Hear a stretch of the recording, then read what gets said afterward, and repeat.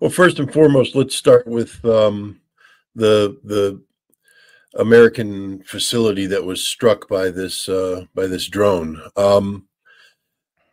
You know, there. If you take a look at it, it's the Al Tanf facility, Area 55, I think they call it. It's an expanse of desert in Syria along the Syrian border with Jordan. The main facility is in Syria proper, and it's where the United States, together with some of their NATO or European allies, I think right now there might be a Norwegian presence there. They provide a training and assist mission to forces that we claim that what we're doing there is anti-ISIS, that we're taking on the Islamic State, but actually what we're doing is aligning ourselves with tribes in the region that used to be affiliated with the Islamic State, and we're using these forces as part of our effort to destabilize the regime of President Bashar al-Assad, the president of Syria. We're there illegally. The Syrian government hasn't invited us into Syria as they have, for instance, the Russians or the Iranians. We're there illegally. We don't even have a legal authorization from the United States Congress to be there. We're just sort of there in this mission. And we have several hundred American troops there. The vast majority of them are at this base in Al Tanf. Right across the border, there's a number of facilities. There's a UN school that's out of business, but we've taken it over. We use it for logistics. And there's a place called Tower 22, where, again, we have some logistics things. We are claiming that the drone struck Tower 22, which would mean that it struck inside Jordanian territory. The Jordanian government saying, no, drone didn't strike inside Jordanian territory. It struck inside Syrian territory, where the vast majority of these American troops are. The fact that we continue to overemphasize that this was in Jordan just underscores how much we're lying. And how much we don't want to admit that we have an illegal presence inside Syria that is impossible to justify. So let's just start right off that the drone that struck this base struck American soldiers who are illegally on the ground in Syria, carrying out a mission that has nothing to do with countering ISIS and everything to do with this decades-long fantasy we have that somehow we can undermine and destabilize the regime of Syrian President Bashar al-Assad. The base was struck as part of an ongoing effort by pro-Iranian militias, both in Syria and in Iraq, to punish the United States for its continued support of Israel and the ongoing genocide that Israel is perpetrating against the Palestinian people. And this is important because this strike didn't just happen out of the blue.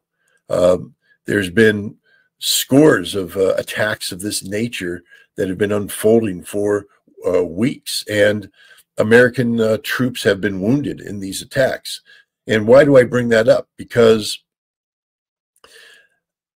the United States right now is struggling, saying, okay, what are we going to do? Why hadn't we already planned that out? I mean, we have American troops on the ground in a region that are being attacked. The key thing about deterrence is that if you want to deter somebody from doing something, you don't develop your deterrence strategy after they've done that which you're trying to deter.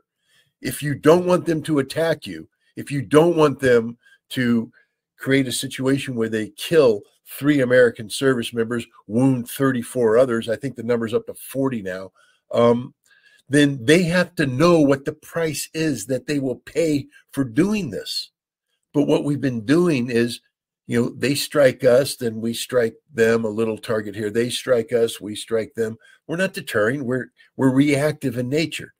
And so now we have a situation where we're trying to develop a deterrent strategy, a deterrent, an operation of deterrence after the fact. We haven't deterred anything. They hit us. They killed 3 Americans. They wounded 40 others. Now, we shouldn't have been there. The tragedy here is that these soldiers, I think they're reservists from Georgia involved in engineering, they should not have been there. It's a tragedy that they died, but what the heck did we expect was going to happen? And we knew that they were attacking us. We knew that there was this potential. So now what are we doing? We're trying to come up with a deterrent to prevent future attacks by doing what? By expanding the conflict so that Iran is dragged into this. This is stupid beyond belief. The Iranians will not be deterred from anything. The Iranians have said we had nothing. They had nothing to do with this attack. Well, maybe they didn't order the attack, but I think that the drone that was used to strike the base was an Iranian-made drone that was provided to these forces. Wait a minute, America. Are you trying to tell me that if a nation provides weapons to a third party and that third party attacks you, that they're a party to the conflict? Wow, what's that say about what we're doing in Ukraine? But that's a whole different story altogether. The point is, we're going to do what? Strike Iran. What did the Iranian Navy have to do with this strike at Al Tanf? Not a damn thing. So if we hit an Iranian naval target, we're expanding the war. And the Iranians will say, you've attacked us, and now we'll have a general war.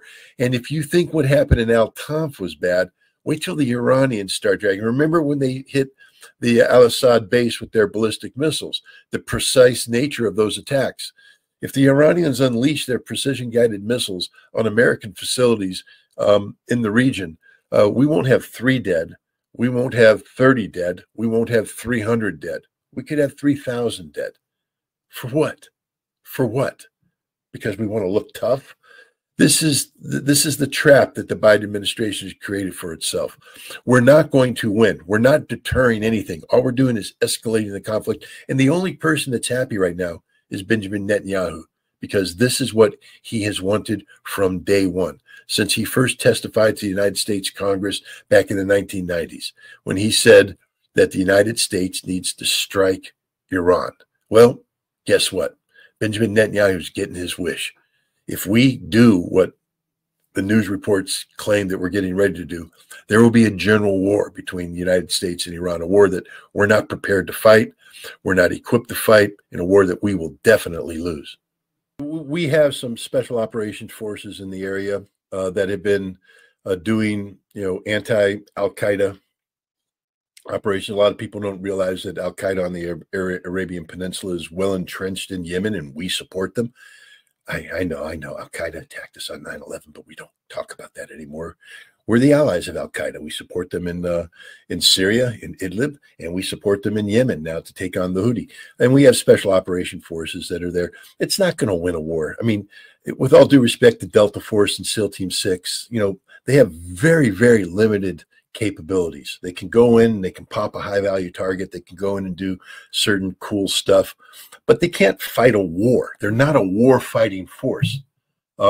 They live in air-conditioned facilities where they lift weights and they eat protein and they get big and they get strong and they run, and then they get into a helicopter and they fly and they run out and they pop, pop, pop, kill some people, grab some people, come back to their air-conditioned facility. That ain't war. War is living in a trench day after day after day, grinding it out. The Houthi know how to do war. They've been doing war for a long time. They've been doing war not just against American trained and equipped Saudi ground forces, United Arab Emirates ground forces, the mercenaries that the United Arab Emirates bring in, and beating all of these people. They've been taking on the Air Force of the Saudis, the F-15s and the advanced fighter aircraft with all the intelligence that the United States provides, all the bombs that we give them. It's basically America with Saudi pilots. And they've been beating them. During the Gulf War, the thing that I was most heavily involved during the Gulf War in 1991 was counter-scout operations, trying to find so-called mobile relocatable targets. That's a missile launcher with a missile on it. You know how many we killed? We flew thousands of sorties. We brought Delta Force in. The British brought the Special Air Service in. We had all the sexy people out there doing their sexy stuff because we're America. We're great. We eat and we lift weights and we go out there. We didn't kill any. None. Zero. They're tough to get. You know, the Saudis aren't very good at striking them because they're tough to get. So the Houthi are very good at, you know, launching drones, launching missiles with satellites looking for them, with, you know, intelligence assets looking for them, trying to target them and not getting them. And suddenly America comes in, and I had to laugh the moment I saw it. America struck, you know, a dozen Houthi missiles. They were out on their ramps getting ready to fire. I'm like, wow. So the Houthi forgot how to fight a war all of a sudden. Overnight, the Houthi forgot all the lessons that they had with the side, and they just make a rookie error. Let's bring out our missiles and let's just line them up so that the satellite can see them. And then we will leave them there for a couple hours while the sortie is generated on the aircraft carrier, and they launch and they come in and, you know, let them bomb us because we forgot how to fight. Or the Houthi went, here's a decoy, and let's let the Americans drop all their bombs on the crap that doesn't matter. Meanwhile, we're off doing our thing. The Houthi, they're very good at what they do. They've been fighting the Saudis since 2014 and winning. We haven't brought any new skill set to this game, and we've fallen for, you know, some big rookie mistakes. We're blowing up, you know, decoys. We're you know, throwing away expensive military assets, you know, firing, you know, bombs that cost $100,000, missiles that cost millions against a decoy that cost $1,500. This is just stupidity in the extreme. The Houthi they control the pace of operations. Yeah, I don't know if most Americans know it, but we fought a major naval battle against the Houthi, I think last week, and we lost. Now, we didn't lose any ships, but see, naval warfare isn't necessarily about sinking ships. It's about accomplishing things like protecting a strategic sea line of communication, guaranteeing passage of ships and things. And so we went in there and we built a screen, air defense screen of destroyers that were supposed to prevent all missiles from coming in. And then 2 American flag container ships were going to run the gauntlet, protected by this screen, and they're running the gauntlet, and the Houthis went, oh, no, boom, boom, boom, boom, boom, fire, fire, fire. Yeah, they got things shot down, but one penetrated, landed 100 meters short of the container ships, and they went, and they turned around and fled. Now, if the mission that you're trying to accomplish was to get 2 container ships to run the gauntlet, to get through the Houthi, you know, terrorized waters so that they could get to Israel, but they had to turn back, that means you failed. That means you lost. That means America planned a military operation, a naval operation, and the Houthi beat us. This is the reality of what's going on right now. We're not in control of this situation. There's not a damn thing we can do to prevent this. We can't go to war against Yemen. We don't have the military resources to do this. You know, we can launch a couple, you know, commando attacks until we lose a helicopter. It goes down. Then we try to bring in the Osprey with the combat search and rescue team. It comes in, it goes down. Now we've, you know, 30 Americans trapped on the ground. So we bring in more resources. We get trapped there. I mean, this is what's going to happen. This is stupidity in the extreme. And the question is why? All of this could be undone if we just picked up the phone and told Netanyahu, cease and desist. You're done in Gaza. You're done. Finished. We're not going to give you any more weapons. We're not going to do anything. You're finished. And as soon as that happens, it's done. It's finished. The Houthis stop. Shipping goes. The economies of the world are healed. But instead, we're just doubling down on stupid, tripling down on stupid. I mean, this is ridiculous what's going on. Let's just be honest. Israel doesn't make U.S. military policy. I mean, they influence America's policy posture in the Middle East. But the idea that Israel somehow picks up the phone and says, bomb this, bomb that, is absurd in the extreme. The United States makes military policy. And here's the problem. We still believe that we are the power that we were back when the Cold War ended, when the Soviet Union collapsed and we emerged from that decades-long Cold War conflict as the sole remaining superpower on the face of the earth, where American military power meant something because it was unmatched. Nobody could match us. So we could deter people by threatening the use of American military force. Then we had the 2-decade-long global war on terror, where we got trapped in this conflict in the Middle East and in Southwest Asia, low-intensity conflict that dominated every aspect of our military, from recruiting to the equipment that we were purchasing to our training. Our entire focus was on Iraq, on Afghanistan, on countering Al-Qaeda. We forgot the basics. We stopped doing large-scale ground combat. We stopped training for it. And we forgot how to fight a real war. We stopped funding it. We stopped preparing for it. Meanwhile, the world is still spinning around, doing what it does. The world's watching the United States, observing what we're doing, how we operate. We were trapped with legacy mindsets. And what I mean by that is, World War II era type thinking, carrier battle groups.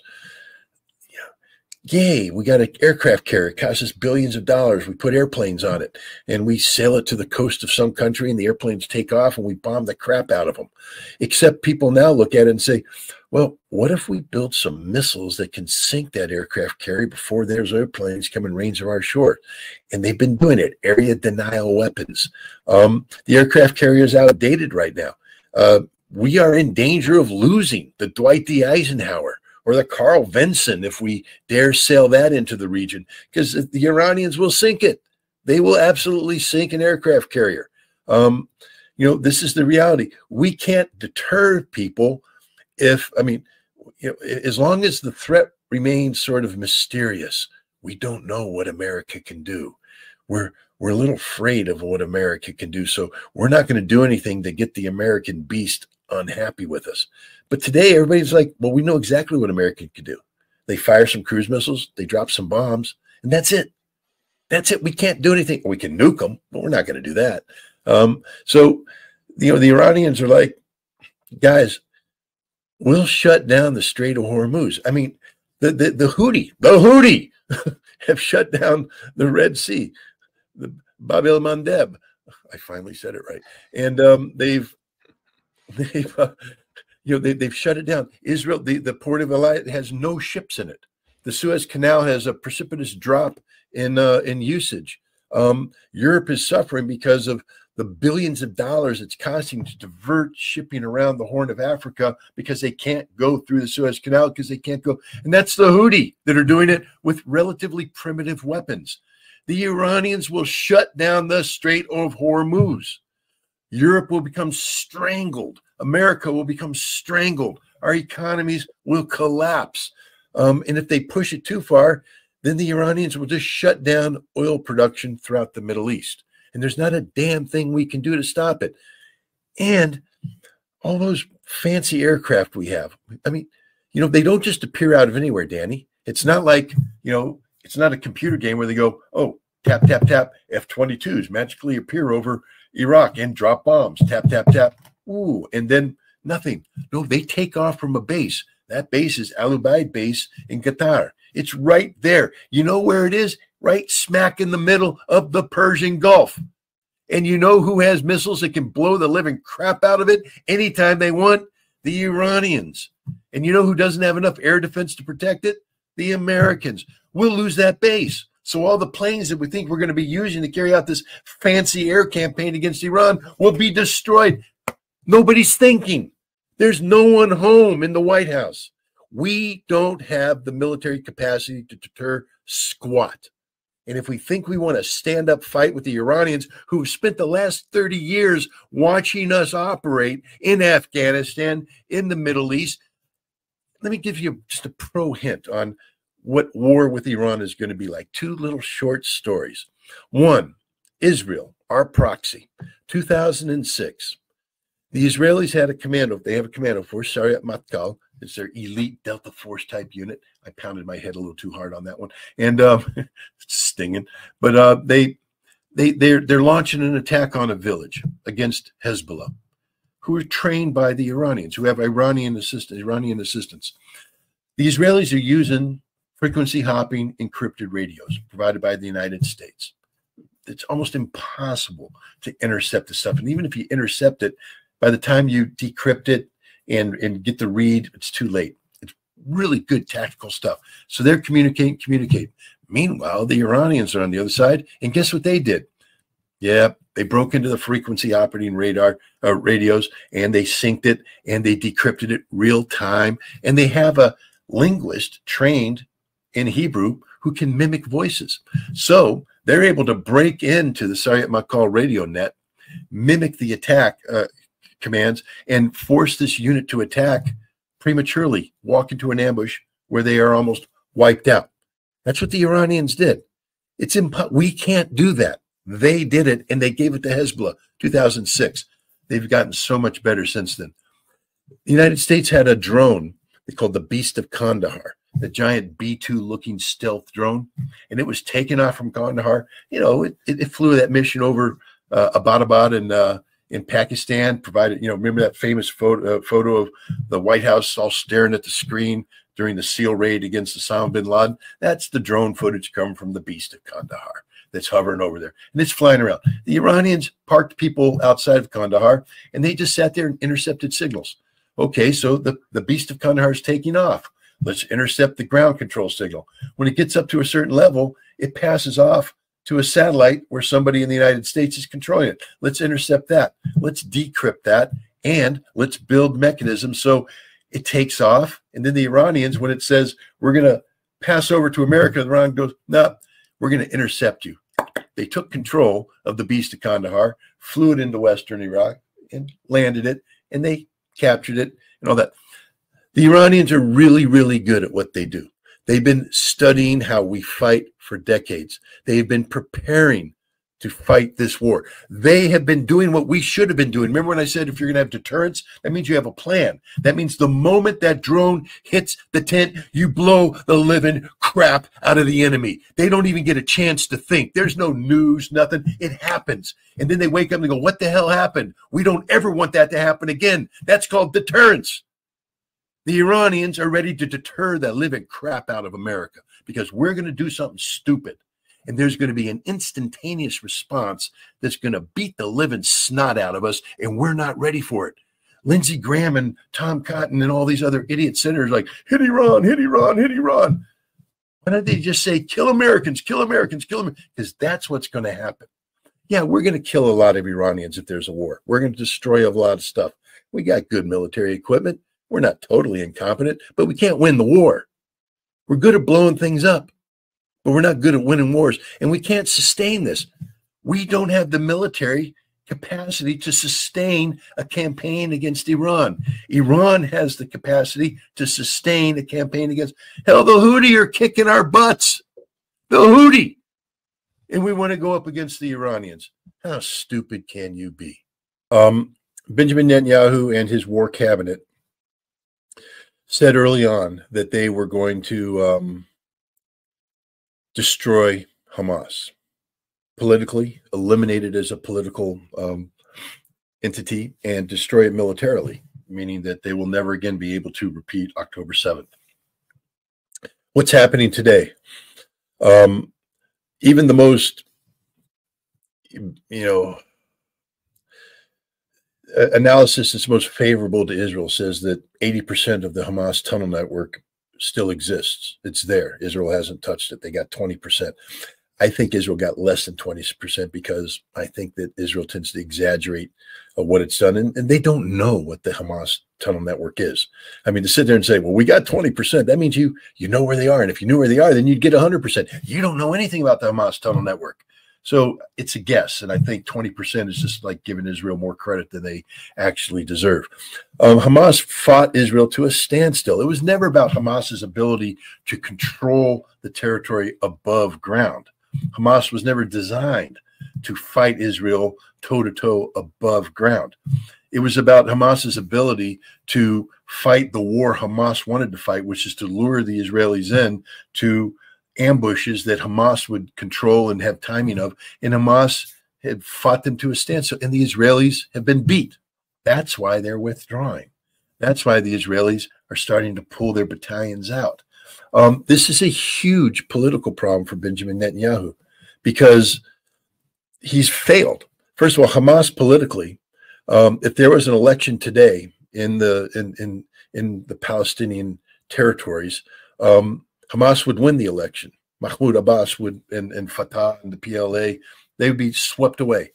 70, 80% of the Palestinians would vote for Hamas, not just in Gaza, but everywhere, because they're the only Palestinian entity that's standing up for the Palestinian state, to fighting for the Palestinian people. And the people now recognize it. Yes, the Palestinians in Gaza have suffered tremendously. It's genocide. I mean, it's not me saying that. The International Court of Justice says, yeah, it looks like genocide to us. Looks like a duck, talks like a, quacks like a duck, walks like it's a duck. It's genocide. And the Palestinian people understand the price that they've had to pay for this.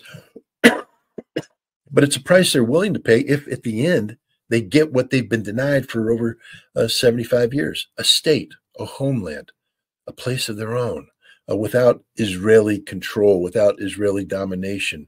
And so, the idea that the Palestinian people would turn their backs on Hamas because Hamas actually fighting for the future of Palestine is absurd. So politically, Israel's lost. Not only that, but around the world is rallying around the cause of the Palestinian people, which is now the cause of Hamas. They don't have to say it. The people in the streets aren't saying we're pro-Hamas, but they're in the streets only because of Hamas. Remember, none of this would be happening if Hamas didn't launch the October 7th attack. They did, and they've triggered this series of events, which they predicted. This is what they wanted to happen because it's the only pathway to get to a Palestinian state. So Israel's lost politically and militarily. Hamas has won. Hamas beat them in a stand-up fight. I mean, Israel went into places, Khan Yunis, they went into other places. They can't take it because Hamas said, you shall not pass. And the price the Israelis were paying was too high, and they had to pull out. So now Netanyahu could say, oh, gosh, we got beat again. Because remember, Netanyahu's the guy that gave them October 7th. And so he's already in a hole. And his only hope was to have this huge victory in Gaza where he wiped Hamas off the face of the earth. Didn't happen. Hamas has won. Hamas beat Israel. Let me say it again. Hamas beat Israel. So now Netanyahu's going, how do I remain relevant? Why don't we go kick the bigger hornet's nest? I mean, there's a movie, Mark Wahlberg was in the movie. He's about a boxer. I can't remember the name of the movie, but I remember one line where they're trying to set him up for a fight, and some dude, they said, yeah, he's been on the couch. He's been on the couch. You can take him, even though this guy's bigger. And he got it. The guy's huge, and he's stacked, and he beats the living snot out of Wahlberg. Well, guess what's happening now? Hamas is the guy that beat the crap out of Wahlberg. Now, Wahlberg wants to take on Mike Tyson at his prime because that's Hezbollah. Hezbollah has been training for this fight since 2006. Hezbollah made a decision. I think there's been a lot of talk about the mowing of the grass, there's that suburb in Beirut, You're getting me in a bad moment here, Danny, because I'm a little tired. But Dahia or something of that nature. But it's a suburb that was bombed into oblivion by the Israelis as part of their collective punishment approach. And the Israelis took that and said that's how we're going to deter people. Well, you know what? The Hezbollah looked at that and said, if we're going to fight Israel again, we're not going to let them bring the fight to us. If there's going to be a big conflict between Israel and Hezbollah, Israel and Lebanon, that war is going to be fought on Israeli territory. And so if Israel's sitting here saying, we're going to drive to the Litani River. I mean, they've tried that several times. Has never worked. Israel's lost 3 wars now in recent history because Hamas just beat them. I mean, that's the reality. Nobody's running around saying that. I'm just telling you straight up right now, Hamas beat Israel in a stand-up fight. Boom. Defeat Israel, victory, Hamas. But prior to that, you had Hezbollah beating Israel when they evicted Israel from southern Lebanon. And then you had Hezbollah beat Israel in 2006 in a stand-up fight. So Hezbollah, who's 2-0 against Israel, undefeated, is sitting there saying, we're not going to let them bring the fight to us. We're going to bring the fight to them. So Hezbollah has all these tunnels that have been dug under the thing. And when the war comes, they're going to pop up. They have brigades specially trained for this task. They will take over northern Israel to the Galilee Sea. They will cut off the Golan Heights. That's the plan. And there's nothing Israel can do to stop it. So the Israelis are sitting here planning for one fight. Another fight's going to happen that they're not prepared to handle. And just imagine if you're a reserve Israeli battalion who just got the snot handed to them, kicked out of them in Gaza. And now you've been pulled out and you get a couple days leave. You get to go drink your Gold Star beer and hang around with your women. And now you go back to the front. And you're a little fatter and out of shape still. And now you're going to go in and teach those Lebanese a lesson, those Hezbollah guys a lesson. And you're going across the border and you're making some progress. You get 100 yards here, 100 yards there. And all of a sudden, there's 10,000 Hezbollah fighters behind you. And you're trapped. What's going to happen? You're going to die. You're going to die. This is going to get ugly really fast. And, Hezbollah's missiles are far more capable, far more accurate. They can defeat any Israeli air defense system out there. And so, again, Israeli airplanes have to take off from a base. That base won't exist anymore. Israeli command and control operates from facilities that have been historically untouchable by its enemies. They'll be blown up. There won't be any command and control. There won't be any communication connectivity. And these fat little Israeli reservists are going to be, skewered and barbecued by Hezbollah. It's going to get ugly really fast. This is the reality. Hezbollah is going to wipe Israel off the map. If that's what Israel wants, that's the fight that's going to happen. They're going to lose northern Israel. And when they lose northern Israel, they're never getting it back. I mean, that's the other thing they need to understand. So why is Israel doing this? And believe me, Danny, if I know this, the Israeli military knows this. Hell, you're reading about this in the Israeli military. Newspapers. They know it. Haaretz knows what's going to happen. Everybody knows what's going to happen. So why are they allowing it to happen? Because Benjamin Netanyahu doesn't care about Israel. He only cares about Bibi Netanyahu. He only cares about his little cabal of extreme right-wing, Zionists who just the other day, I couldn't believe it. There was they had a gathering where they were talking about the development of Gaza in a post-conflict scenario where they're going to build homes and develop, and they're all holding arms, dancing and all this stuff. And I'm like, hey guys, you just got beat. You lost Gaza. It ain't yours. You're done. And I hope that they're dancing when Hezbollah shows up. I'd like to see Hezbollah surround that facility. I'd like to see Hezbollah capture these people. I'd like to see Hezbollah bring these people to justice because nobody else will. The International Criminal Court won't. Israel's been found to be engaged in genocide, or at least practices that a reasonable person could call genocide. And the world's ignoring it. Hezbollah will bring justice to Israel. And, Israel only brought it upon themselves. I don't wish harm on any, I can't say that. I do wish harm on these Zionists, especially these far right-wing lunatics. But, I don't want innocent people to suffer. And there will be innocent people who will suffer. We've already seen 2 million Palestinians suffer in Gaza. Millions of Israelis are going to suffer now. But they only have one person to blame. That's Benjamin Netanyahu. The Biden administration was taken by surprise on October 7th, just like Israel was. Prior to October 7th, the Biden administration, when they came in, they gave lip service to, a two-state solution. They came in and said, we believe in a two-state solution. We want, they told Benjamin Netanyahu, shame on you. You can't do those settlements. But they didn't do anything to stop it. What they did do is to buy into the master plan of the Abrams Accord, that is the 2020 agreement brokered by the Trump administration that would seek to normalize Israel in the Arab world.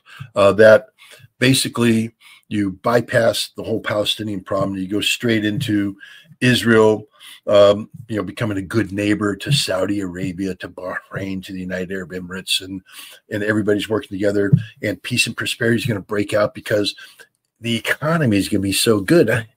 We had that moment last fall where Joe Biden was in, I think, India for the G20 summit, and he held this press conference, and he talked about the, let me get this right, the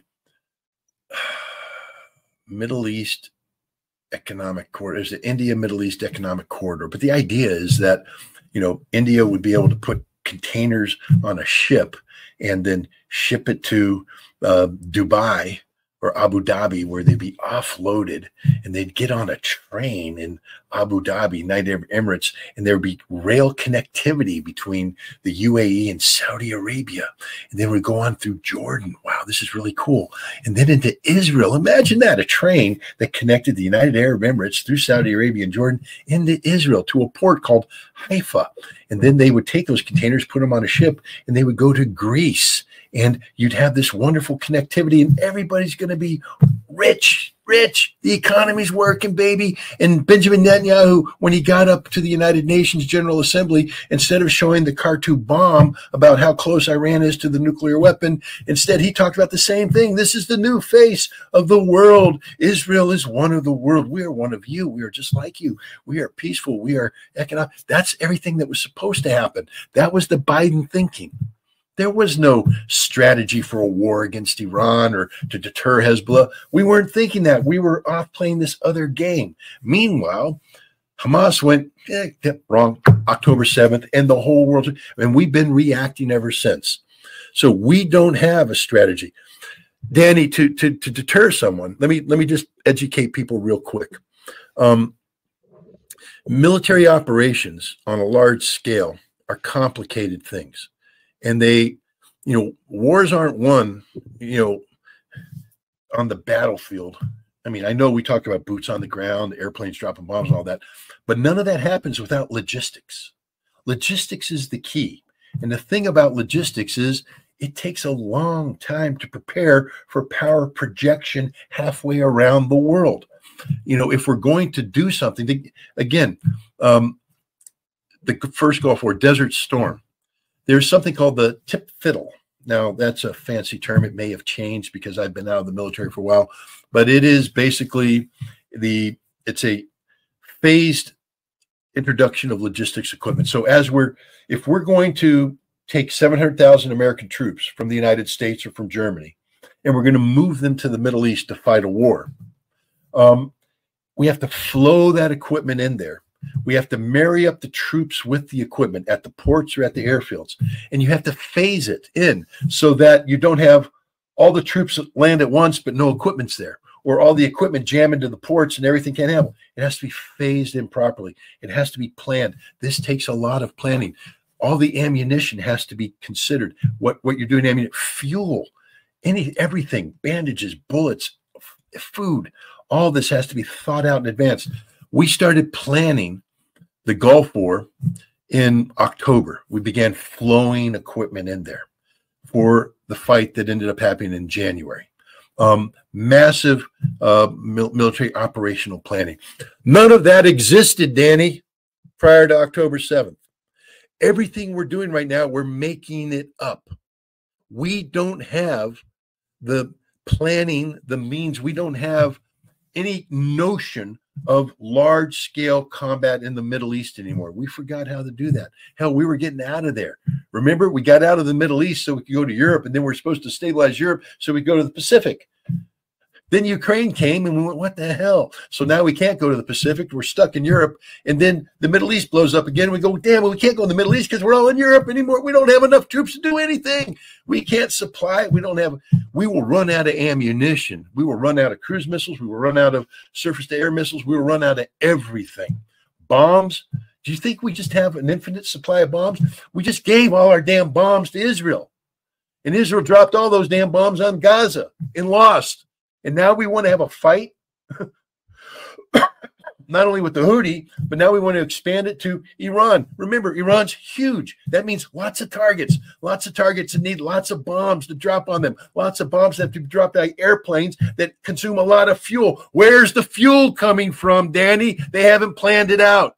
They haven't planned it out. They need ships full of aviation fuel flowing to the region that don't exist anymore. We haven't thought any of this out. This is the reality of what's happening right now. We're making it up as we go along. We somehow think that we're going to deter Iran through a 3 to 5 day bombing campaign. No. We need a 3 to 5 year bombing campaign if we're going to deter Iran, and we just don't have the resources to do it. We don't have any artillery ammunition because we gave it all to Ukraine, but we lied because apparently we had a lot of artillery ammunition that we could turn around and give to the Israelis. And the Ukrainians are going, wait a minute, you told us you didn't have anything, and now you just gave it all to the Israelis. But now we really don't have anything because it's all done. It's finished. We are literally, the emperor has no clothes, Danny. The emperor has no clothes.